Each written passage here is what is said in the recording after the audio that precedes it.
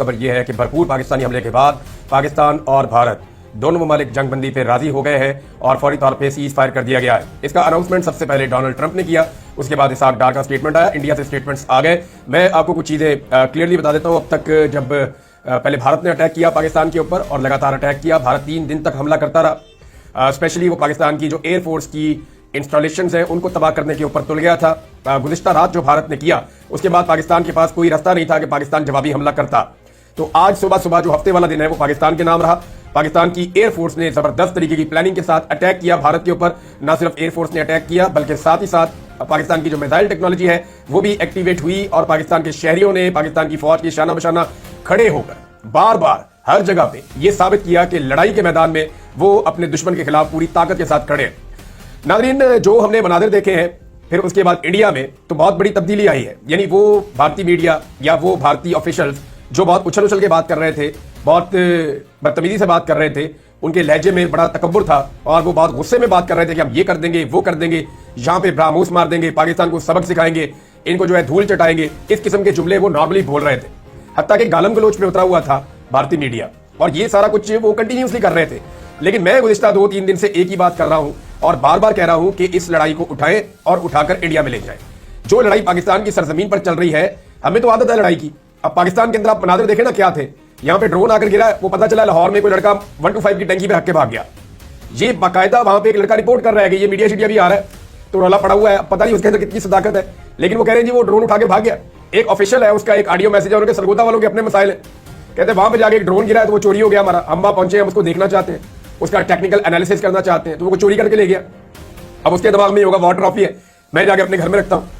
तो ये और पाकिस्तानी जगह जगह विजुअल्स आ रहे हैं, जो उनके ड्रोन्स वगैरह गिर रहे थे या मिसाइल वगैरह फट रहे थे, पाकिस्तानी जाके वहां उनको जूतियां मार रहे थे और कोई ड्रोन को उल्टा के देख रहा है, कोई पलटा के देख रहा है, कोई नीचे से कोई ऊपर से, क्या आपने नया बनाना है। यानी पाकिस्तानी शहरी जो है वो जंग उन्होंने इतनी लंबी देखी है।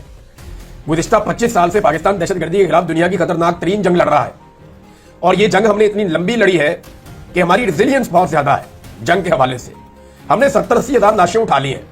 इंडिया के अंदर देखे ना, अब 26 लोग उनके कत्ल हो गए। अब जिसने भी कत्ल किए वो काबिल मुजम्मत काम किया, गलत काम किया, निहत्ते शहरियों को नहीं मारना चाहिए था। वो बेचारे सयाह थे, उनका क्या कसूर था, उन्हें कत्ल किया गया। लेकिन सवाल यह पैदा होता है कि वो 26 कत्लों के बाद भारत बौखला गया। हमने देखा कि पूरा भारत परेशान हो गया। पाकिस्तान में अपने बड़े बड़े वाकयात, ये मुंबई अटैक आज तक नहीं भूल पा रहे, 2008 की बात है, और पाकिस्तान ने कितने कितने बड़े दहशतगर्दी के वाकयात जो है वो हजम कर लिए। पाकिस्तान दहशतगर्दी के खिलाफ जंग लड़ते लड़ते इतना मजबूत हो गया है कि पाकिस्तान का हर सिपाही कहीं ना कहीं किसी ना किसी महाज पे लड़ चुका है। पाकिस्तान पूरा का पूरा जो है किसी ना किसी तरह कोई ना कोई लेवल पे हर शख्स जो है वो दहशतगर्दी को फेस कर चुका है। लिहाजा और जो नहीं कर चुका वो उसके ऊपर वैसे ही दहशतगर्दी का पर्चा होगा। तो पाकिस्तान में रेजिलियंस बहुत ज्यादा है। ये बात इंडिया को समझ नहीं आ रही थी। तो मैं पहले दिन से ये कह रहा था कि इस लड़ाई का ग्राउंड तब्दील करें, इसको यहां से उठाएं लड़ाई को और ले जाए इंडिया में। फिर उनका लहजा बदलना शुरू हुआ। जैसे ही पाकिस्तान ने अटैक किया तो उसके बाद जो उनकी फौज की तर्जुमान है सूफिया साहिबा, उनका जो लहजा है और उनका जो बोलने का अंदाज है वो तब्दील हो गया और फिर उन्होंने बताना शुरू किया कि पाकिस्तान ने कहां कहां पे अटैक किया है, किस किस जगह पे मारा है। पाकिस्तान ने देखे भारतीय जो एयरफोर्स की इंस्टॉलेशन है या जो मिलिट्री तनसीबात हैं उनको निशाना बनाया। किसी जगह पर भी पाकिस्तान ने सिविलियंस को निशाना नहीं बनाया। भारत ने बिला वजह अपना IPL कैंसिल कर दिया, वो अपना IPL खेलते। पाकिस्तान कभी भी आवाम के ऊपर अटैक नहीं करेगा, खवातीन और बच्चों के ऊपर कभी हमला नहीं करेगा। हमें हमारा मजहब भी इसकी इजाजत नहीं देता, लिहाजा हम इन बातों का ख्याल रखेंगे जंग के मैदान में। तो जंग के मैदान में इन बातों का ख्याल रखना बहुत जरूरी है और पाकिस्तान रखेगा भी। लेकिन जो मिलिट्री इंस्टॉलेशन हैं उनके ऊपर पाकिस्तान ने अटैक किया। लगभग 1 दर्जन के करीब मकामात हैं जहां पे भारत के जो अहम तरीन फौजी तनसीबात हैं उनको पाकिस्तान ने निशाना बनाया, जिनमें एयर बेसिस भी शामिल है, मिसाइल साइट भी शामिल है, कुछ ब्रिगेड हेडक्वार्टर जो है वो भी शामिल है, कुछ जो मिलिट्री डिपोज है वहां पे भी पाकिस्तान ने अटैक किया। तो ये एक बड़ा हैवी किस्म का हमला था जिसको मुकम्मल प्लानिंग के साथ अंजाम दिया गया पाकिस्तान की जानिब से। और ऐसा लग रहा था कि फिजा में अब चाहे इंडिया है चाहे पाकिस्तान है, शाहीनों का राज है। पाकिस्तान एयरफोर्स ने पाकिस्तान को कभी भी मायूस नहीं किया, हमेशा कौम का भरम रखा, हमेशा कौम की इज्जत रखी।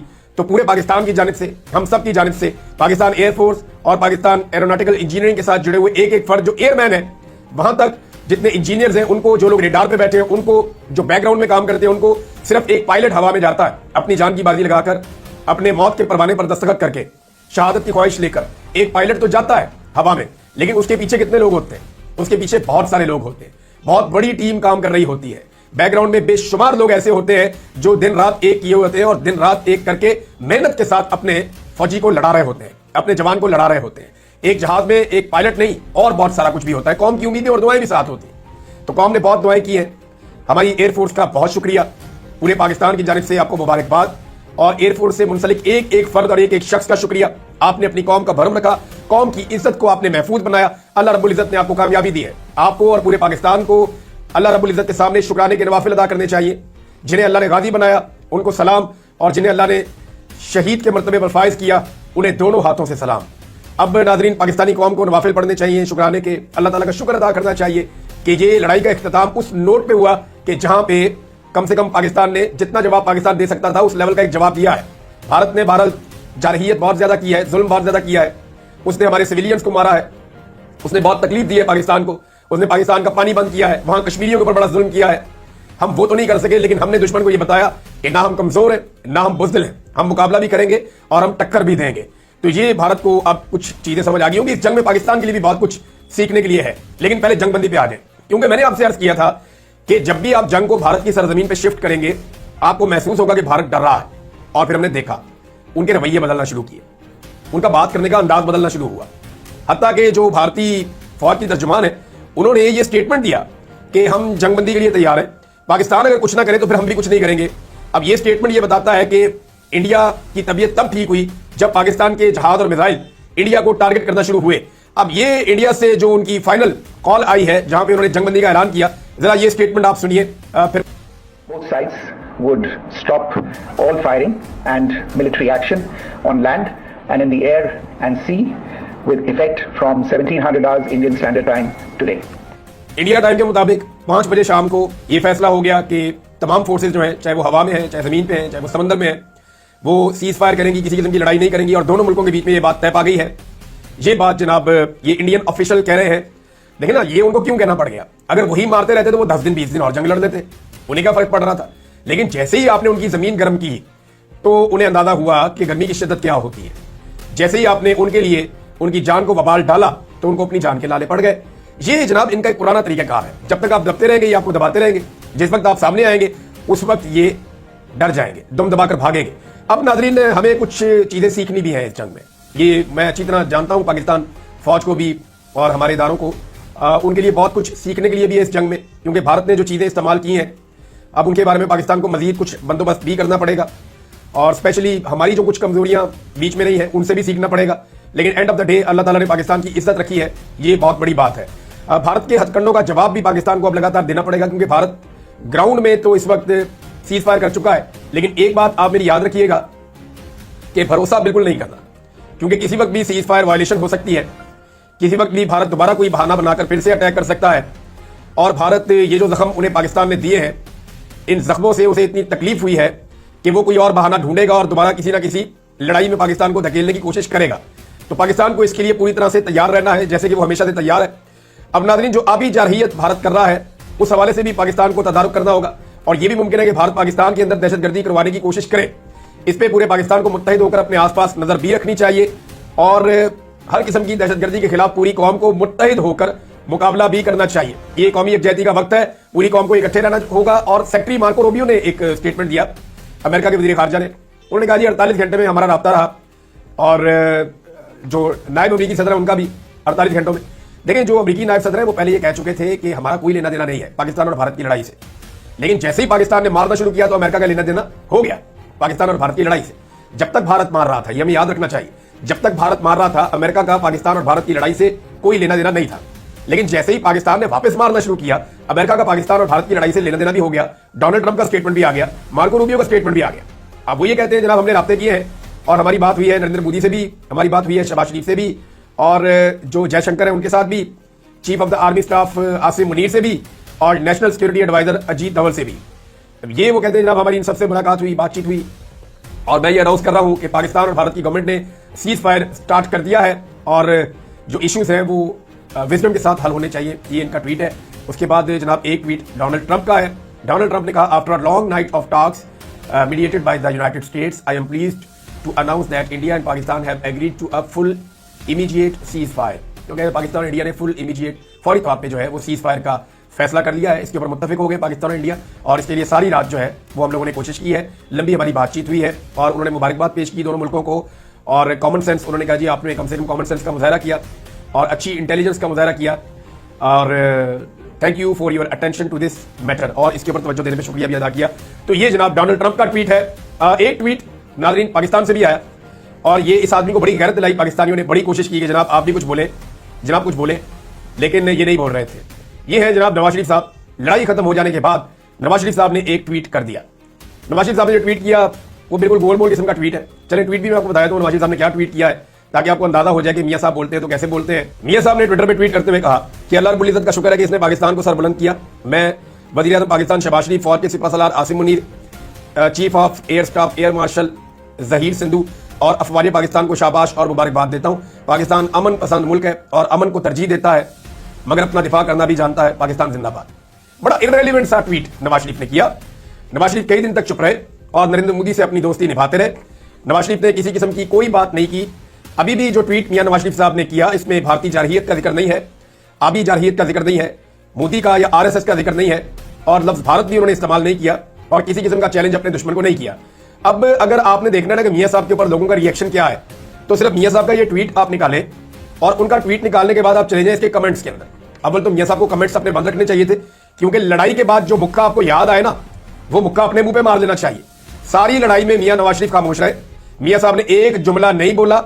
ऐसा लगा जैसे ये शख्स इस दुनिया में ही नहीं है या इस प्लेनेट पे ही नहीं है, ये कहीं चला गया है। लेकिन जैसे ही लड़ाई खत्म होती है तो ये शख्स निकलता है अपने मोर्चे से बाहर और निकलने के बाद जनाब जो ट्वीट करता है वो भी इतना कमजोर कि कोई कमजोर से कमजोर आदमी भी ऐसा ट्वीट नहीं करेगा जैसा मियां नवाज शरीफ साहब ने किया है।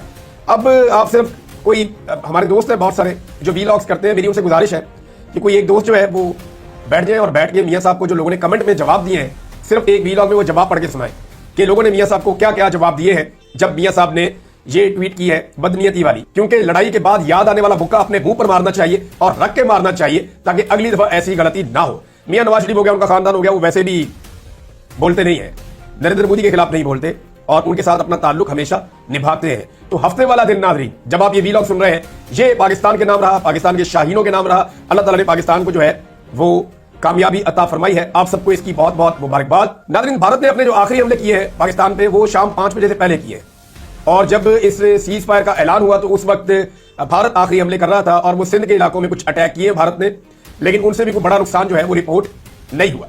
अब दोनों ममालिक जो है वो अपना अपना तखमीना और अंदाजा लगाएंगे कि कितना नुकसान हुआ है। देखिए जंग में कभी भी ये नहीं देखा जाता कि आपका कितना नुकसान हुआ है। जंग में इंपॉर्टेंट ये होता है कि आपने कितना नुकसान किया है, क्योंकि आपका फोकस दूसरे का नुकसान करने पे होता है।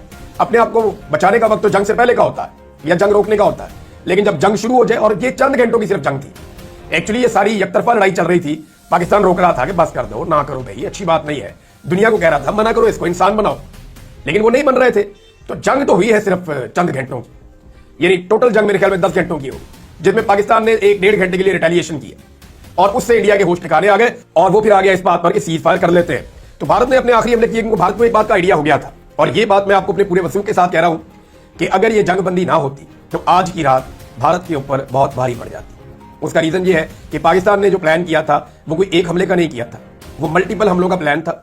उसका पूरा एक शेड्यूल था और एक तरीकाकार के तहत पाकिस्तान ने अटैक करना था वापस भारत के ऊपर, और ये डिफरेंट तरीके से डिफरेंट एरियाज में डिफरेंट इंस्टॉलेशंस को या फौजी तनसीबात को पाकिस्तान ने निशाना बनाना था। अभी तो काम शुरू हुआ था, लेकिन भारत को जल्दी समझ आ गई और वो सीज फायर की तरफ चला गया, वरना आज की रात भारत को पहले से ज्यादा भारी पड़ सकती थी। फिलहाल सीज फायर है, देखते हैं ये सीज फायर कब तक कायम रहता है, क्योंकि इससे पहले भी हमने देखा बहुत सारे सीज फायर होते हैं लेकिन उनकी वायलेशन भी हो जाती हैं। तो अब एक छोटी सी चिंगारी जो है वो एक आग को भड़का सकती है, लिहाजा दोनों जानिब से बड़ी जिम्मेदारी का सबूत देना होगा। पाकिस्तान और इंडिया दोनों के अंदर गरीब लोग रहते हैं। पाकिस्तान और इंडिया दोनों के लोग जो हैं वो पिसे हुए हैं, दोनों के लोग जो हैं वो अपने बुनियादी हुकूक के लिए भी जोर लगा रहे हैं, दोनों के लोग जो हैं वो अपनी तरक्की और तामीर के लिए भी कोशिश कर रहे हैं। लिहाजा इसके ऊपर दोनों हुकूमतों को तवज्जो देनी चाहिए। जंगी जुनून किसी जानिब से भी हो वो ठीक नहीं होता, लेकिन अपने दिफा का हक पाकिस्तान रखता है, जिसे पाकिस्तान ने इस्तेमाल किया, क्योंकि जब तक पाकिस्तान ने डंडा नहीं उठाया भारत ने लात नहीं छोड़ी। जिस वक्त पाकिस्तान ने डंडा उठाया वो लात भी छोड़ी है और फिर सुलह भी की है और साइड पे जाकर बैठ भी गया। ये है नाज़रीन अब तक की सूरत हाल। जो लेटेस्ट इंफॉर्मेशन इसके बाद आएगी आपके साथ मैं शेयर करूंगा।